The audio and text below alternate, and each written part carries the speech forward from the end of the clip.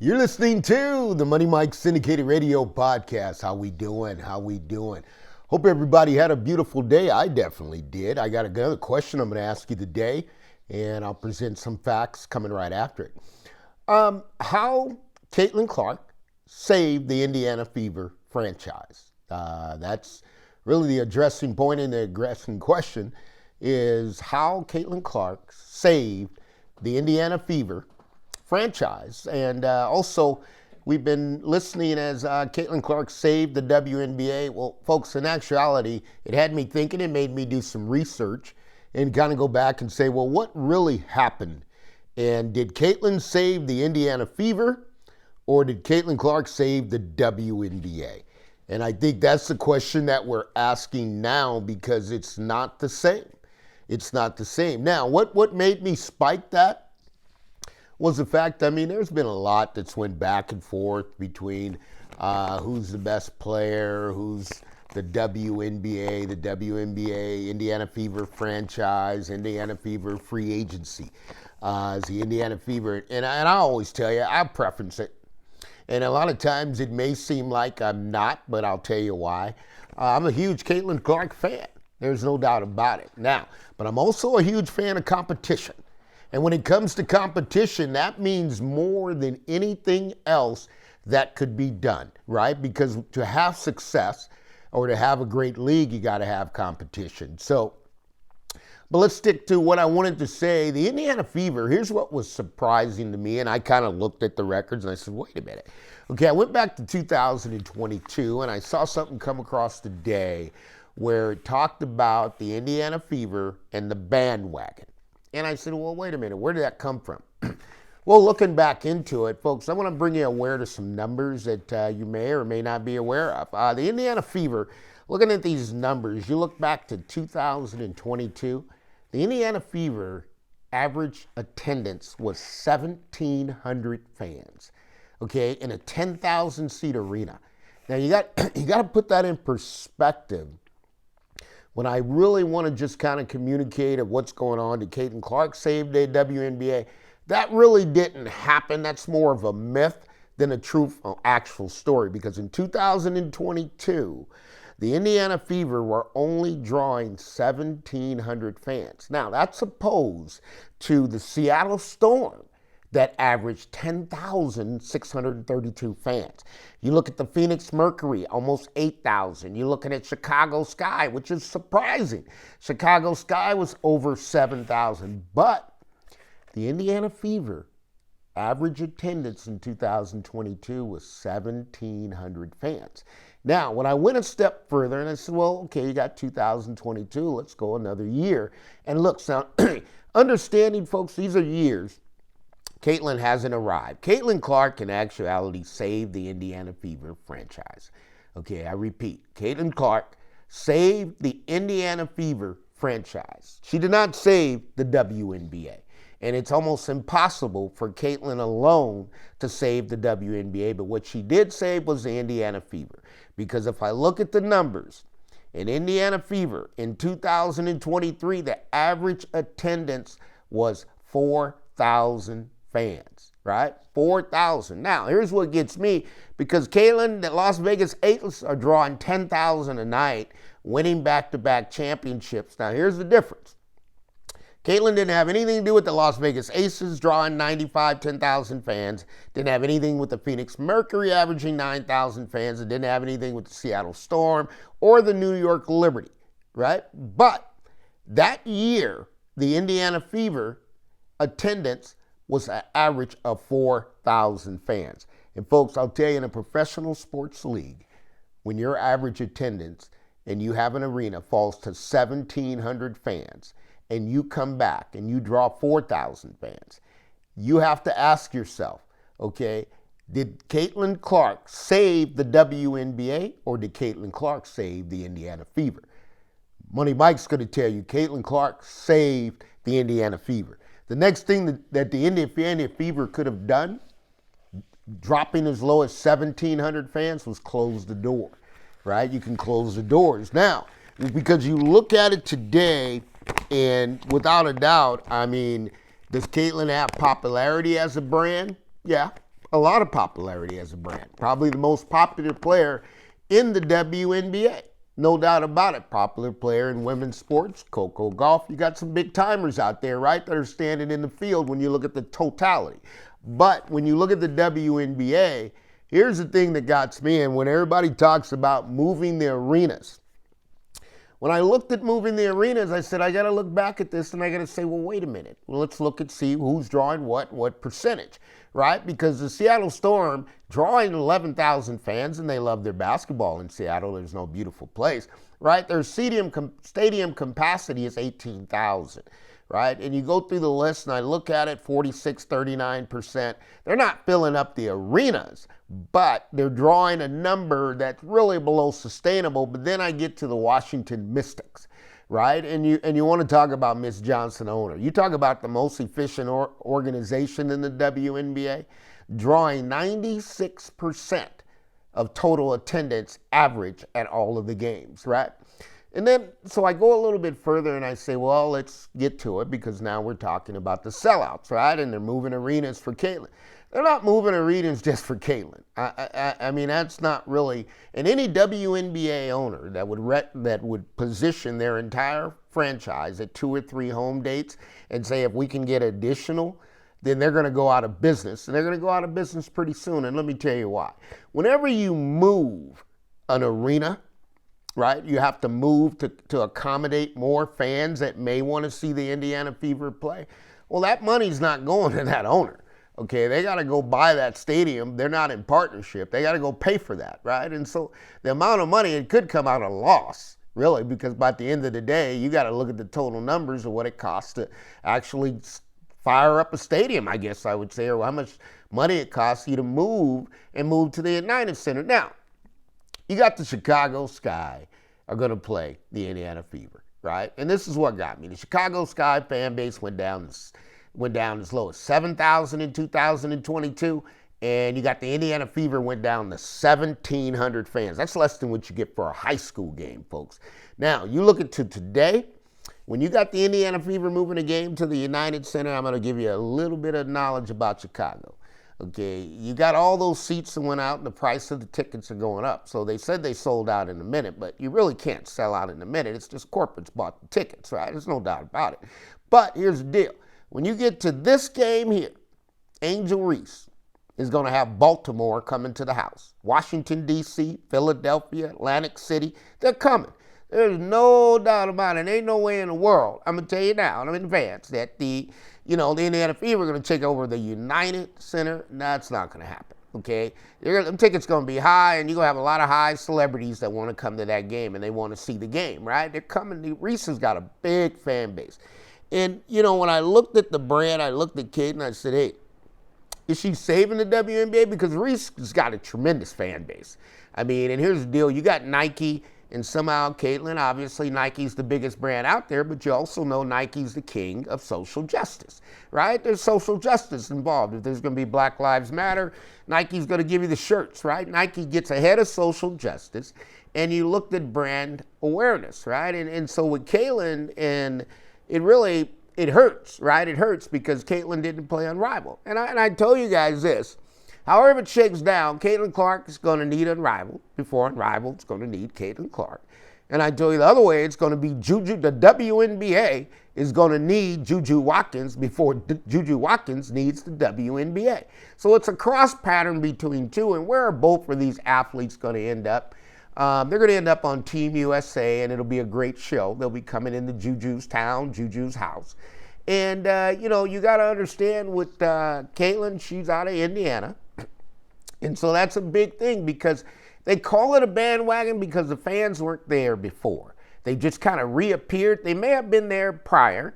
They got upset. Whatever it wasn't working in Indiana to drop you down to 1,700 fans. That's when you close the doors, right? And if the Simon family, it didn't have such success in other fields or areas of business, then those doors would have been closed or that team would have been sold, right? Or they've been just said, hey, we're going to move the franchise somewhere else because we can't sell tickets in Indiana.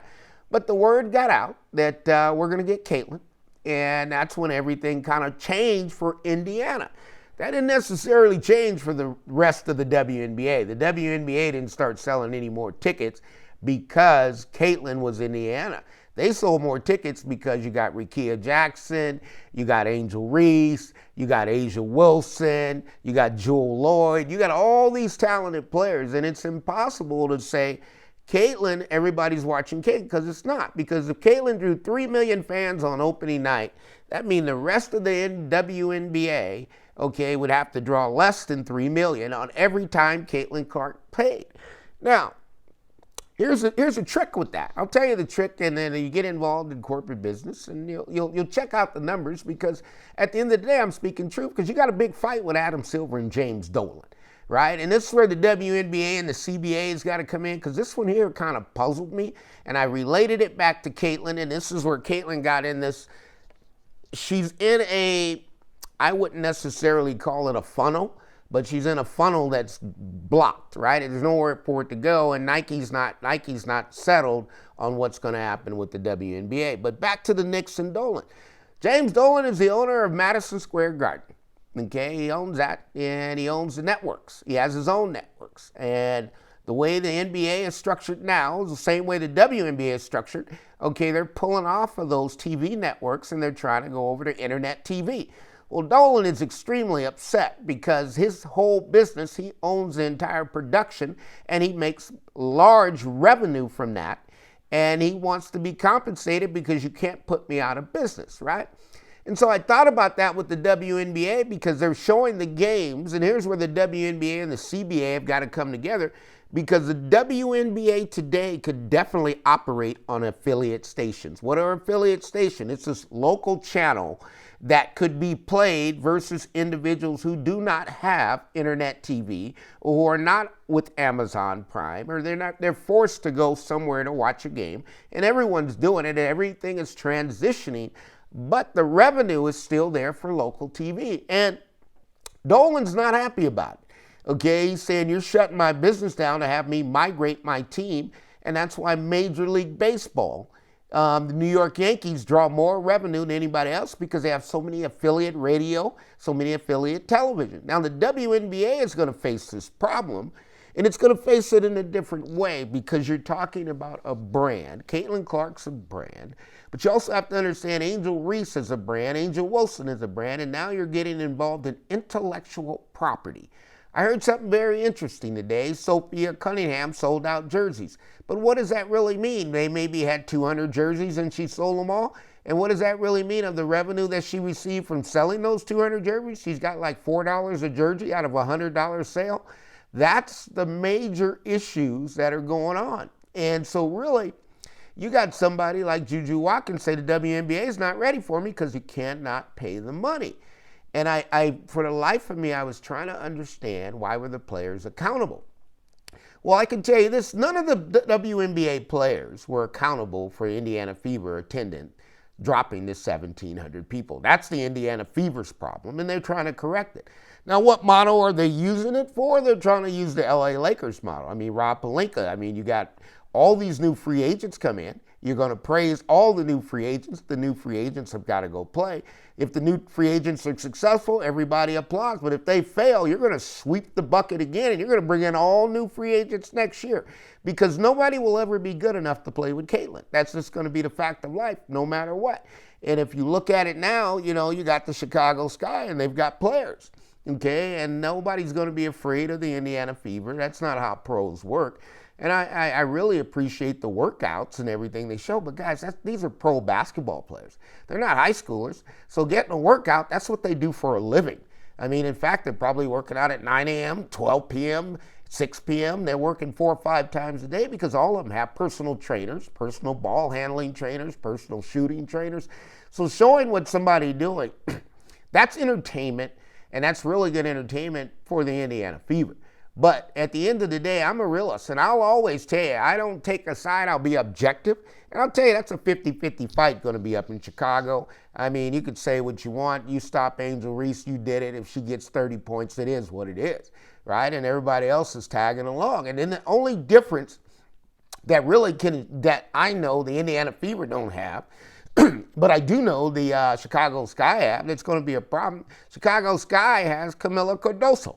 That's a rim protector, right? You got a rim protector, you can win ball games, right? Because even if you beat us, you can't beat my rim protector. That's a 6'7" stallion sitting right there ready to play basketball, great conditioning, right? And, I mean, I don't always get it right. I thought Jewel Lloyd was coming to Chicago, right? I thought Chicago would have been even better. But what happened? I mean, clutch is clutch. So what did they do? They sent Clutch down there. Chelsea Gray is clutch, right? And you got Jewel Lloyd is clutch, and you got A'ja Wilson is clutch. So the clutch connection is rolling, all right? And that's going to be tough to beat. But I really want to say this. Caitlin Clark really saved the Indiana Fever. And you know what? I think we're going to have to reevaluate really the numbers and looking at the numbers and looking at what's happening, because the numbers don't add up, right? Because if you got 14 teams or 16 teams, you're going to play in 8 arenas or 7 arenas that night. Caitlin can't fill them all up. You can only do one at a time. So if the other teams are getting revenue, it's because the players are doing their job. This is a collective agreement. And you know what? I'll tell you this. It's rush the process. It's like the Lakers, and it's like boxing. And I'll close out with this. When people talk about racism, and I was talking about Indiana Fever wants to win some championships, or they're going to need some chocolate chips to win some championships. Well, you do. It's inevitable. And, you're just going to figure out whether or not you have the best chips or whether or not they can get it done. That is to be determined. But at the end of the day, I will tell you this. The WNBA is not going to lay down because you have a roster. Because pros are pros, and they're going to come in there and they're going to compete.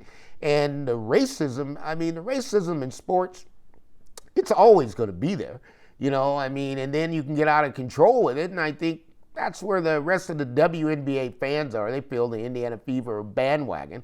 I didn't understand that at first, but then when I looked at it, I saw, okay, they got down to 1,700. The Indiana Fever fans quit. So a lot of the Fever fans that have come back are probably not the original Fever fans. They're just people who say it, but I'll be honest with you. I mean, in all my years of doing basketball, you can't put anybody in the Hall of Fame in one season. I mean, that's virtually impossible. And Caitlin Clark's the best player we haven't seen. I think her and Juju Watkins will be teammates. It'll be great. It'll be Team USA. It'll be a lot of fun. But I think in the end, you got to look at some of the organizations that have really stood out. New York Liberty, that's a first class. From the general manager, to the head coach, to the assistant coach, to the players, right? It's a very good organization. I mean, Becky Hammon, she's going to win ball games. I mean, you got Jewel Lloyd, you got A'ja Wilson. I mean, you're not going to lose too many ball games with those type of players, right? So you got Chelsea Gray.